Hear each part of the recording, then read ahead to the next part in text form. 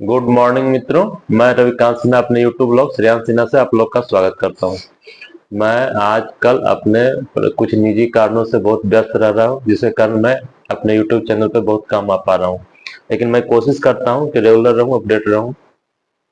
तो आप लोग मेरे चैनल पे बने। मैं आज के बाद कोशिश करूंगा कि रेगुलर कुछ न कुछ मेडिकल जानकारी आप लोग को देता रहूं। तो आज मैंने एक बहुत ही महत्वपूर्ण टॉपिक जिसके बारे में सोचा है, वो है अपेंडिक्स। लगभग आदमी, पृथ्वी पे जितने आदमी होंगे, लगभग अपेंडिक्स के चर्चा अपने जीवन यापन में या अपने लाइफ में कभी ना कभी जरूर सुने होंगे, चाहे वो एजुकेटेड हो अनएजुकेटेड हो, लेकिन अपेंडिक्स जरूर सुना। गांव देहात में लोग इसे पेंटिस पेंटिस बोलते हैं। अपेंडिक्स वाले लगभग सुने हैं। तो अपेंडिक्स क्या होता है, कहाँ रहता है, क्या लक्षण है, क्या उपाय है, कौन कौन से जांच करवाना चाहिए, कैसे पता चलेगा कि हमें अपेंडिक्स है, इसके बारे में हम बताते हैं। तो सबसे पहले अपेंडिक्स होता क्या है कहाँ, रहता कहाँ। तो अपेंडिक्स का उपयोग या अपेंडिक्स जनरली जितने पृथ्वी पे आदमी हैं या एनिमल प्राणी हैं, सबके शरीर में रहता है।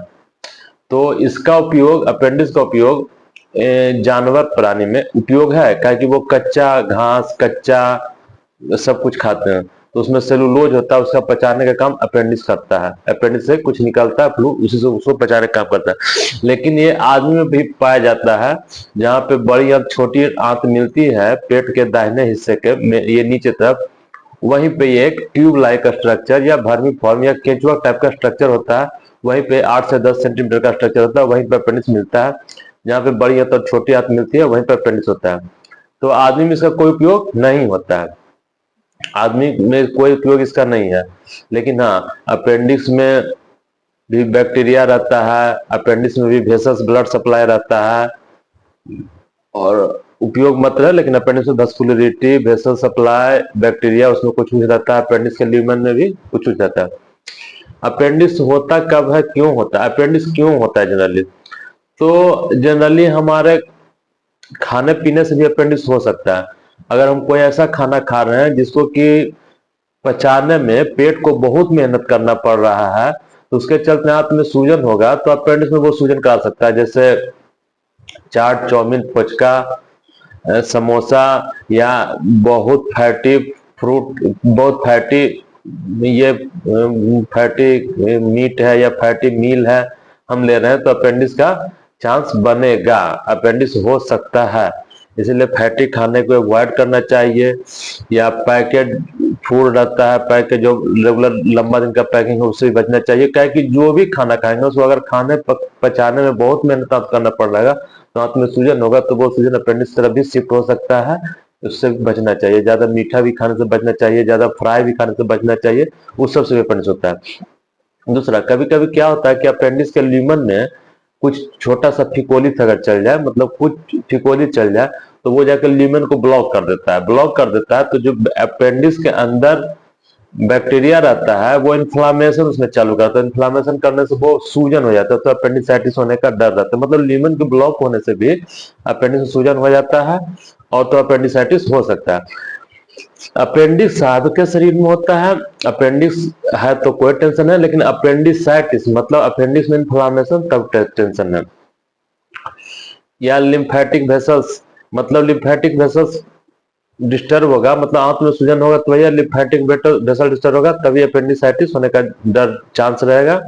या अपेंडिक्स में कोई फॉरेन बॉडी चल जाए, फिकोलिस वही बता रहे थे, फॉरेन बॉडी तो उसको लीमन को ब्लॉक कर देगा, तो आपको ये अपेंडिसाइटिस होगा। हाँ, आप अपेंडिक्स में लक्षण क्या है? तो सबसे पहले मनुष्य को अपेंडिक्स होता है या अपेंडिक्स का लक्षण होता है, तो सबसे पहले पेट के नाभि के चारों ओर आपको दर्द होगा।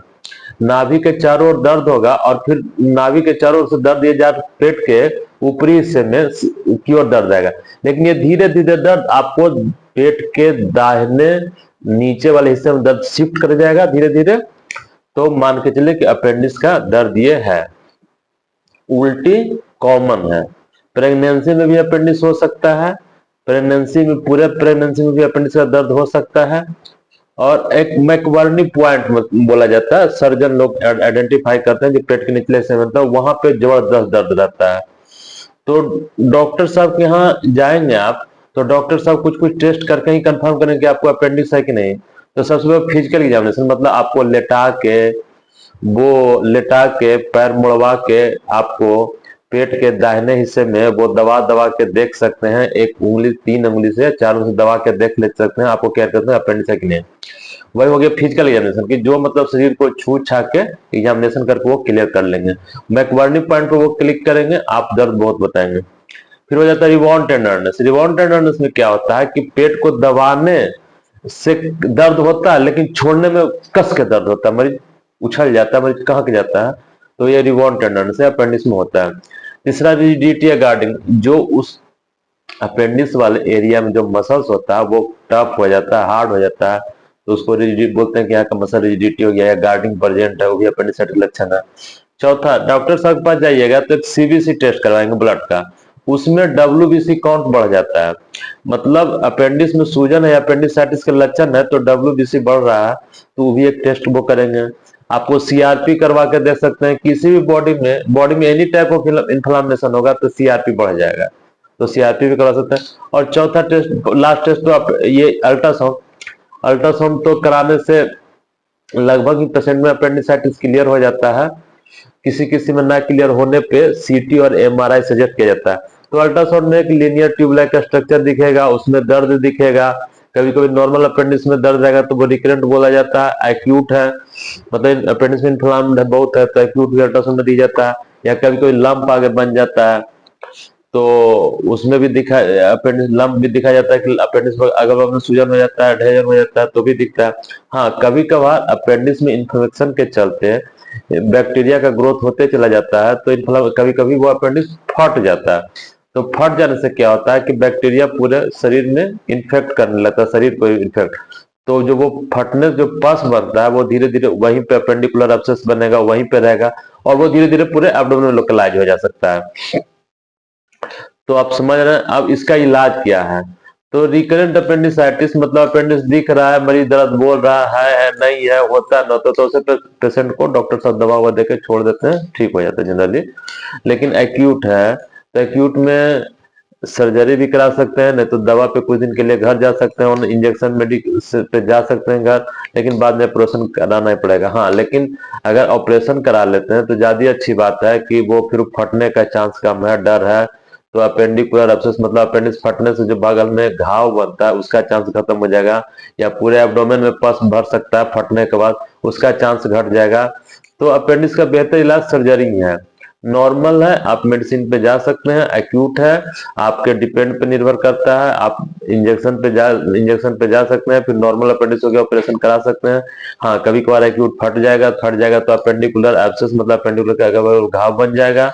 लंप में जनरली ऑपरेशन लोग नहीं बोलते हैं कि नहीं कराना चाहिए, लंप में पहले उस लंप को सबसाइड होने देना चाहिए, एंटीबायोटिक उसके बाद ऑपरेशन करवाना चाहिए, लेकिन आजकल के सर्जन लोग लंप में भी ऑपरेशन कर लेते हैं। तो आशा करते हैं कि इस वीडियो में हमने अपेंडिक्स से रिलेटेड सारी जानकारी आपको दे दी है। अगर किन्हीं के मन में कोई सवाल हो तो हमसे पूछ सकते हैं, मैं उसका कोशिश करूंगा कि आपको जवाब दूं। तो थैंक यू मित्रों, watching this video. Okay, bye.